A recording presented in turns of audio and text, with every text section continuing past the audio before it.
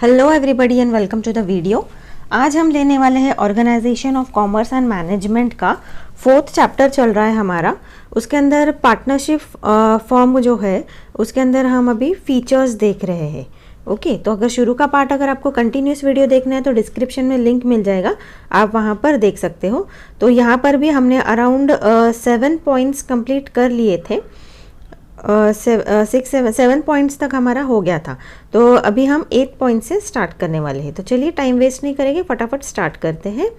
इसके पहले का वीडियो का लिंक आपको डिस्क्रिप्शन में मिल जाएगा। ओके, तो पूरा वीडियो देखिए ताकि कोई भी इंपॉर्टेंट चीज़ आपसे मिस ना हो। ओके, कहीं ना कहीं हर जगह कुछ ना कुछ इंपॉर्टेंट मैं बताती हूँ।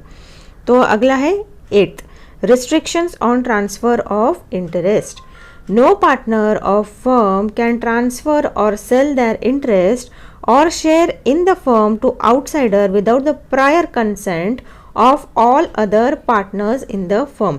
अभी देखिए हमने क्या देखा था कि जो बिजनेस है हमारा दो या दो से ज़्यादा पार्टनर्स मिलकर एक बिजनेस स्टार्ट करते हैं। उसके अंदर सभी का कंसेंट लिया जाता है, मतलब अपनी मर्जी और राय ली जाती है।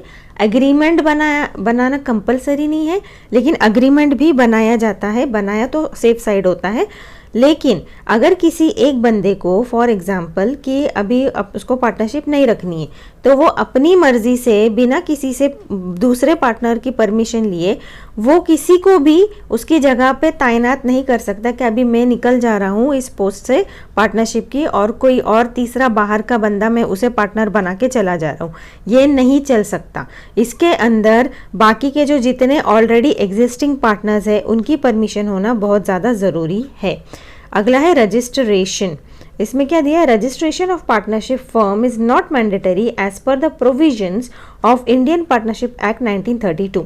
अभी आंसर में ना आप जितना ज़्यादा ये डेट्स वगैरह एक्ट वगैरह डालोगे ना, उतने ज़्यादा आपकी पॉसिबिलिटी है ज़्यादा से ज़्यादा मार्क्स अर्न करने की। ओके, तो कोशिश करिए ये सब कुछ डालें, और ये आपको हर जगह अभी ये नाम सुनाई देगा, Indian Partnership Act 1932। Okay, 12th standard में तो बहुत ज़्यादा रहेगा।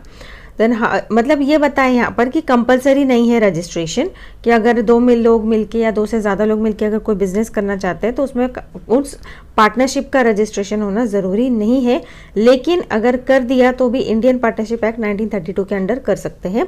However in Maharashtra from April 1985 in some other states registration of partnership firm is compulsory as per their respective state provision।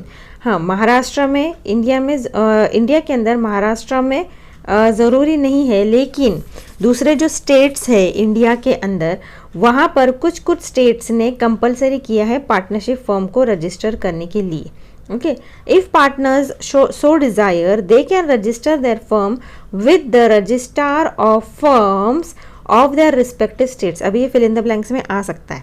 Okay, तो ध्यान रखिए, अगर रजिस्टर सपोज करना ही है तो किधर जाके करोगे, तो रजिस्टर ऑफ फर्म करके ये एक है ऑफिस, यहाँ पर जाके आपको रजिस्टर करना होगा, और ये हर स्टेट में आपको मिलेगा। The firm as well as partners enjoy several benefits after registration of the firm। अभी देखिए रजिस्ट्रार हो जाएगा तो जाहिर सी बात है कुछ ना कुछ अल्टीमेट फ़ायदा तो मिल ही रहा होगा, तभी जाके तो लोग उसको रजिस्टर करेंगे, वरना कोई क्यों करेगा, है ना। तो बहुत सारे फ़ायदे हो गए रजिस्टर करने के बाद। एक तो हो सकता है गवर्नमेंट की तरफ से लोन फैसिलिटीज़ भी मिलता होगा, है ना, दूसरे स्टेट में। फिर अपना एक सिक्योरिटी रहता है कि आगे चल के कुछ फ्रॉड वगैरह हुआ तो आप पुलिस कंप्लेन भी कर सकते हो, वरना आपके पास अगर रजिस्ट्रेशन के पेपर्स वगैरह हो तो पुलिस भी आपका बात सुनेगी, आपकी हेल्प करेगी। नहीं हो तो फिर उसके अंदर पुलिस भी नहीं पड़ती है ना। आगे देख लेते हैं 10th है। एक सेकेंड है, थोड़ा बड़ा कर लेती हूँ मैं। ओके, अभी 10th पॉइंट हम देखेंगे, sharing of profit and losses. The partners agree to share profits and losses among themselves in certain proportion। अभी देखिए हर पार्टनरशिप फर्म में ना अभी वो पार्टनर्स पर डिपेंड करता है कि वो किस बेसिस पर अपना जो प्रॉफिट शेयरिंग का जो है वो बांटना चाहता है। हो सकता है एक बंदा ने अपना कैपिटल थोड़ा ज़्यादा लाया रहेगा, एक ने थोड़ा कम लाया रहेगा, तो वो उस हिसाब से कैलकुलेट करके अपना शेयरिंग रेशो बना सकते हैं और उस हिसाब से वो अपना प्रॉफिट या लॉस बांट सकते हैं। Okay, such profit loss sharing depends upon amount of capital introduced. वही आपको मैंने जो बताया, सर्विसेज ऑफर्ड, वो क्या सर्विस दे रहा है। हो सकता है एक बंदा ने भले कैपिटल लाया लेकिन वो रोज आके ऑफिस का काम नहीं करता है, कोई दूसरा बंदा है जो आके वो पूरे प्रोजेक्ट्स हैंडल करता है, पूरा काम देखता है, देन दूसरे लोगों से अगर कुछ काम करवाना है वो करके लेता है। तो वहाँ पर कंपेयर करते होंगे वो आपस में कि कौन ज़्यादा मेहनत कर रहा है। अब वहाँ पर मेहनत को इम्पोर्टेंस दे रहे हैं या कैपिटल या पैसे को, उस हिसाब से वो प्रॉफिट शेयरिंग रेशो डिसाइड करेंगे। Goodwill of the partner and other terms and agreements. आगे, if agreement is silent on profit and loss sharing then all partners assume to be as equal partners। और suppose उनकी partnership deed जो बनाई है या उनके agreement जो बनाए हैं उसके अंदर उन्होंने प्रॉपरली स्पेसिफाई नहीं किया है कि इस बंदे को इतना 2% शेयर मिलेगा, एक को 3% मिलेगा, नहीं किया है, तो अल्टीमेटली आप बाय डिफॉल्ट ये समझ लो कि उन सभी पार्टनर्स का जो शेयरिंग रेशो है वो इक्वल होगा। ये आपको अकाउंट्स में सॉल्विंग के टाइम भी ये प्रॉब्लम आ जाता है कि कई बार पार्टनर शेयरिंग रेशो नहीं बताया जाता है, तो नहीं बताया तो आप बाय डिफॉल्ट समझ लो कि उसका जो शेयरिंग रेशो है वो इक्वल है। आगे देख लेते हैं termination of partner. A partner may resign on his own by giving notice to other partners in writing. अब उसको रिजाइन करना है तो वो एक लेटर लिख के रेजिग्नेशन का दे सकता है। The partners may also be removed from the firm for fraudulent activities.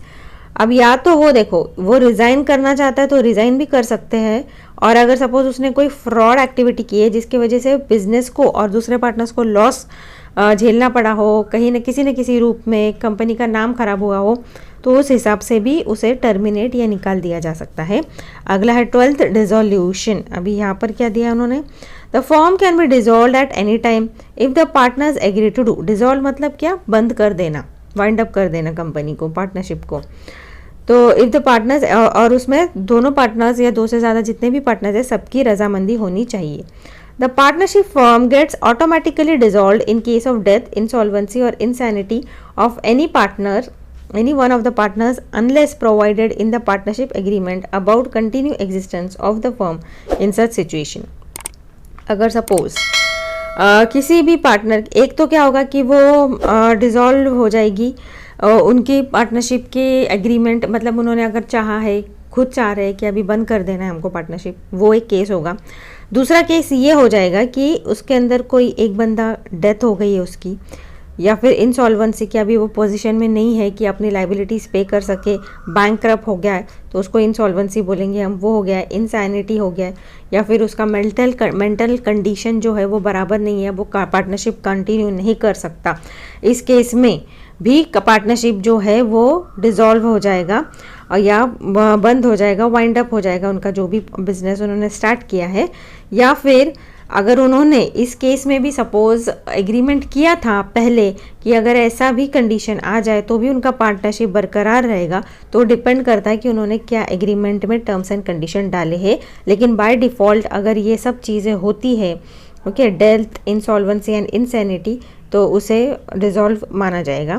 The partnership firm automatically gets dissolve when total number of partners in the firm is reduce to 1 person.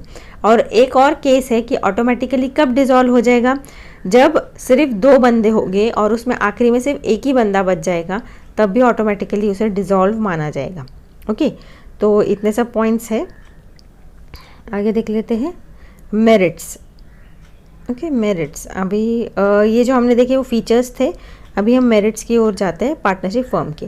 Easy formation, it is very easy to form partnership business, only 2 persons are required to form business. अभी 2 भी person रहे तो भी partnership हो जाता है ना, easy है।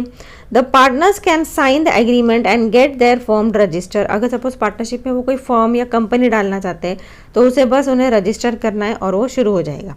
Even procedure for registration is very simple and quick. Procedure बहुत टफ नहीं है, ईजी है, हो जाता है। अगला है capital. Okay, The partnership business has more capital as compared to sole trading concern। अभी ऑब्वियसली देखो सोल ट्रेडिंग में हमने जो देखा था, इसके इसी चैप्टर के शुरुआती भाग में सोल ट्रेडर के बारे में दिया गया है ना। तो सोल ट्रेडर के अंदर ऑब्वियसली कैपिटल जो है वो एक बंदा ला के कितना लाएगा, कितना कर्ज लेगा, आजू बाजू से कितना मांगेगा, है ना, बैंक से, अपने रिलेटिव से। लेकिन वही जब एक से ज़्यादा दो लोग आ जाते हैं तो कैपेसिटी ऑब्वियसली बढ़ जाता है, भले वो अपने पॉकेट से क्यों ना ला रहे हो या अपने रिलेटिव से वगैरह से क्यों ना ले रहे हो, लेकिन जब एक की जगह दो बंदे आ जाते हैं, दो से ज़्यादा आ जाते हैं, तो जाहिर सी बात है जो कैपिटल है वो कैपिटल की जो अमाउंट है वो ज़्यादा ही होगा। As partnership business has more number of partners, they can collect more capital. The capital contribution ratio of all the partners is mentioned in agreement. अब किसने कितना पैसा लाया है, कितना कैपिटल लाया है, वो सब कुछ एग्रीमेंट में ऑलरेडी लिखा होता है। Then business secrecy, the partnership, ये जो जितने सारे ये जो पॉइंट्स है ना, ये हमने, या अगर आपको याद होगा तो सोल ट्रेडिंग के बारे में जब हमने पढ़ा था उसके भी मेरिट्स में कुछ कुछ ये पॉइंट्स थे। तो सब आपको बस इधर से उधर बस थोड़ा सा एडजस्ट करके ही लिखना है, वरना सब कुछ इजी है। The partnership firm enjoy secrecy as firms are not subject to publish books of accounts annually. Okay, due to this, competitors cannot easily come to know about secrets and confidential information of the partnership firm. अभी देखिए, जब company की बात आती है ना, तो company को हमने क्या देखा था कि they have to compulsorily books of accounts, मतलब क्या, balance sheet, profit and loss, ये सब कुछ बनाना है और डिस्क्लोज करना है। लेकिन जब बात पार्टनरशिप फर्म की आती है ना, तो यहाँ पर इन्हें को किसी भी तरह के बुक्स ऑफ अकाउंट्स एनुअली जो साल के आखिर में बनाए जाते हैं ना, बैलेंस शीट वगैरह, टैक्स भरने के लिए भी ज़रूरत पड़ती है, तो ये सब कुछ बना के डिस्क्लोज करने की ज़रूरत नहीं। तो इसकी वजह से फ़ायदा क्या हो जाता है कि ये जो कंपटीटर्स होते हैं ना, इनको कुछ पता ही नहीं चलता है कि क्या उनके पार्टनरशिप के क्या आगे प्लान्स है, या क्या वो टैक्टिक्स इस्तेमाल करने वाले हैं बिजनेस को आगे बढ़ाने के लिए। तो एक सीक्रेसी मेंटेन रहती है। आगे देखते हैं, continued existence. The partnership for a partnership can have continued existence even after the death, insolvency or insanity of one partner. The partnership can be carried on by existing partners provided that there should be provision in partnership agreement. However, new partnership deeds to be redrafted. अभी ये मैंने अभी आपको ऊपर वही समझाए points कि अगर सपोज़ किसी पार्टनर का डेथ हो जाता है, इंसॉल्वेंसी हो जाता है, इंसैनिटी हो जाता है, तो बाकी के जो पार्टनर्स बचते हैं वो अपनी पार्टनरशिप को कंटिन्यू कर सकते हैं। और अगर चाहो तो जो डेथ हो गया है जिसका, उसको भी अपने प्रॉफिट शेयरिंग में से उसके रिलेटिव्स जो भी बच्चे हैं, उसका जो नॉमिनी होगा, उसे भी एक शेयर दे सकते हैं। लेकिन ये सब कुछ पार्टनरशिप एग्रीमेंट में मेंशन होना चाहिए। और ये भी है कि अगर सपोज़ 3 पार्टनर है, 3 में से एक की डेथ हो जाती है, तो वो ये भी कर सकते हैं कि जो बाकी के 2 पार्टनर्स बचे हैं वो अपना एक नया डीड बना के अपने बिजनेस को कंटिन्यू कर सकते हैं। आगे देख लेते हैं, flexibility of operation. There is more possibility in partnership business. Okay, flexible रहता है। पार्टनरशिप मेड एक्सपांड और diversify business activities as and when they require. Partners can change line of business as per changing business situation. If required, they may close down the business. अभी देखिए, flexibility का मतलब ये होता है कि ज़रूरी नहीं जो वो बिज़नेस ऑलरेडी अभी कर रहे हैं वो उसी को स्टिक रहे। अगर वो चाहे तो अपना पूरा बिजनेस का लाइन ही बदल दे सकते हैं।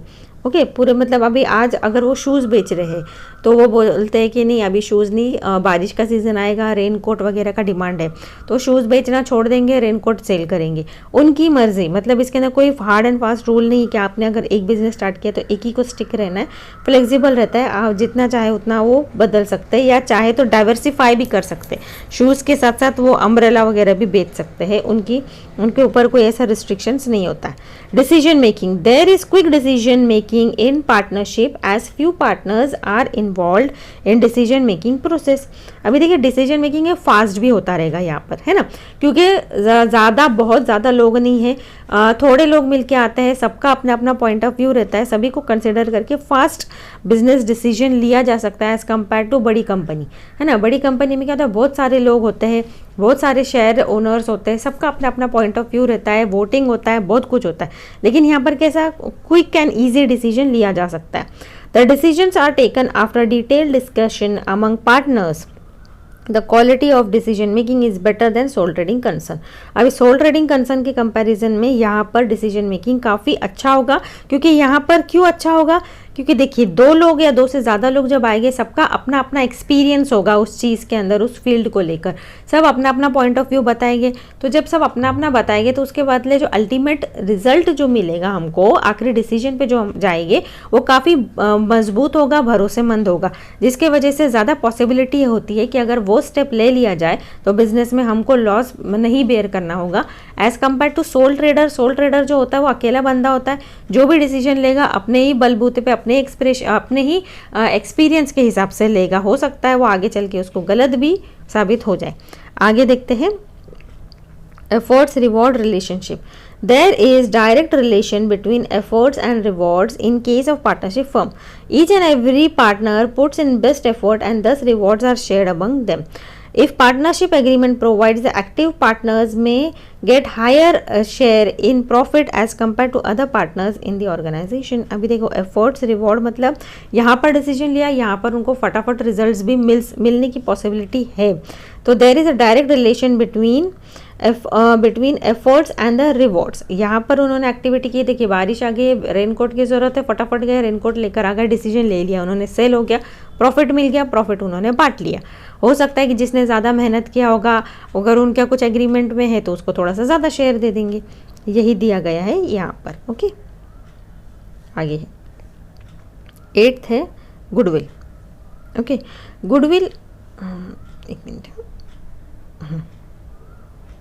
Goodwill means valuation of partnership business in terms of money.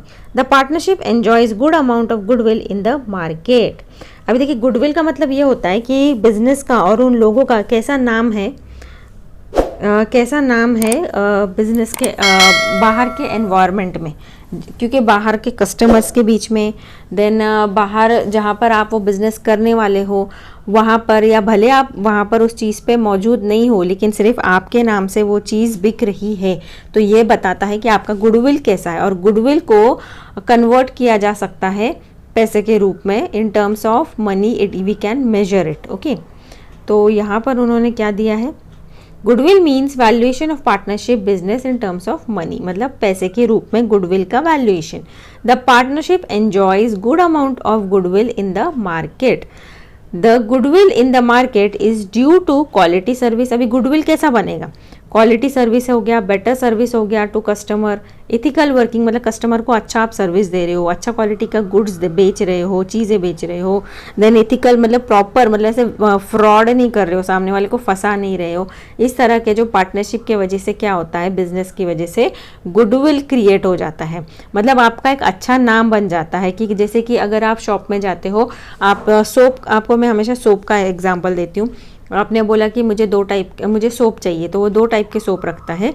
तो जितना ज़्यादा पुराना, लाइक लक्स हो गया, लक्स सोप का भी अच्छा खासा नाम हो गया है मार्केट में, और दूसरा कोई नया ब्रांड कोई भी रख देगा, आप क्या करोगे, आपको तो पता भी नहीं कि लक्स का ओनर कौन है, लेकिन आपने इसके पहले उसको यूज़ किया है, आपको उसके फ़ायदे मिले हैं, तो आप आग बंद करके क्या करोगे, लक्स जो सोप है उसे आप खरीद लोगे, है ना। अल्टीमेटली मतलब क्या, आपने उसको गुडविल जो था उसका, उस पर भरोसा करके आपने वो चीज़ खरीदी, जिसके वजह से कंपनी ने प्रॉफिट एंजॉय किया, अपना एक सेल एंजॉय किया, है ना, तो उसको बोलेंगे हम goodwill. Normally in case of admission of new partner has to bring certain amount of goodwill in the business. जब कोई नया बंदा आता है तो उसका थोड़ा कुछ अमाउंट ऑफ गुडविल उसे अपने बिजनेस में लाना ज़रूरी होता है। कई बार कुछ लोग होते हैं जिनका ऑलरेडी वेल इस्टेब्लिश्ड नेम होता है, जैसे फॉर एग्जांपल अगर मैं आपको दूँ तो जैसे कि पतंजलि हो गया, 12-13 साल पहले रामदेव बाबा आए थे, योगा वगैरह वो सब कुछ सिखाते थे। तो उसके बाद में 10-12 साल में उनका काफ़ी अच्छा खासा नाम हो गया, लोग उनको इज्जत से देखा करते थे। उसके बाद में उन्होंने क्या किया, एक पतंजलि नाम का ब्रांड या कंपनी स्टार्ट कर दिया। तो उसके वजह से क्या हो गया, लोगों के दिमाग में इमेज थी क्या, नहीं ये इंसान जो है वो हमें योगा सिखाता है, हमें हमें बेनिफिट हुआ है कहीं ना कहीं इस बंदे की वजह से, टेलीविज़न पे आते थे वो। तो उसके वजह से जब उन्होंने कंपनी स्टार्ट किया तो लोग आंख बंद करके उनके प्रोडक्ट्स खरीदने लगे। इसका मतलब क्या हो गया कि उनका मार्केट में उन्होंने एक अच्छा गुडविल बना लिया था। अब रामदेव बाबा को कोई भी तीसरा बंदा अपने बिजनेस में एज अ पार्टनर बना के रखेगा तो सोचिए उसका भी बिजनेस अच्छा ही होगा। इसका मतलब अल्टीमेटली रामदेव बाबा ने क्या लाया, अपने बिजनेस में गुडविल लाया। He has brought goodwill in business. इस तरह का होता है गुडविल। आगे देख लेते हैं specialisation. In partnership business some partners may be good और at different skill such as finance, technology, marketing, which brings in specialization in the partnership business. This specialization is also bring higher efficiency in the organization. अभी देखिए कुछ कुछ partner होते हैं ना जिनके अंदर स्किल होता है, नॉलेज होता है, या किसी ने उसके अंदर कुछ कोर्स या डिग्री वगैरह किया है तो उन्हें वो स्किल आ जाता है, या फिर कुछ टेक्नोलॉजी का बहुत ज़्यादा, कंप्यूटर्स वगैरह का काफ़ी ज्ञान है जिसकी वजह से हमें बिजनेस में आगे फ़ायदा हो सकता है। तो इस तरह के जो पार्टनर्स हैं उनसे भी काफ़ी अच्छी मदद ली जा सकती है और उन्हें एज अ पार्टनर अपने बिजनेस में इन्वॉल्व किया जाता है और कुछ प्रॉफिट हम उन्हें दे सकते हैं। ओके, तो उसकी वजह से क्या हो जाएगा, हमारे बिजनेस को कहीं ना कहीं हाई एफिशिएंसी का फ़ायदा होगा। ओके, आगे है डीमेरिट्स ऑफ पार्टनरशिप फर्म। तो यहाँ पर मैंने मेरिट्स पूरे कंप्लीट कर लिए, फीचर्स भी पूरे कंप्लीट कर लिए हैं पार्टनरशिप फर्म के, मीनिंग भी हो गया, इंट्रोडक्शन भी हो गया। अभी हमें सिर्फ डीमेरिट्स देखना है, तो ये मैं आपको अगले वीडियो में ले लेती हूँ। ओके, यहाँ तक हमने कंप्लीट कर लिया है। आई होप आपको समझ गया होगा। नए हैं तो प्लीज़ चैनल को सब्सक्राइब कर दो और बेल आइकॉन का जो बटन है ऑल के सामने उसे दबा दो ताकि मेरे जितने भी अपकमिंग वीडियोज़ हैं आपको नोटिफिकेशन मिलते रहे। कोशिश करें पूरा वीडियो देखें ताकि कोई भी इंपॉर्टेंट चीज़ आपसे मिस ना हो। ओके, कंटिन्यूस वीडियो देखने या दूसरे सब्जेक्ट्स के वीडियो को देखने के लिए, उनके आंसर्स वगैरह जानने के लिए आप डिस्क्रिप्शन में आपको सभी लिंक्स मिल जाएंगे, आप वहाँ पे क्लिक करके देख सकते हो। ओके, कमेंट ज़रूर कर दीजिए, एक लाइक बटन दबा दीजिएगा। तो चलिए, bye bye, have a good day.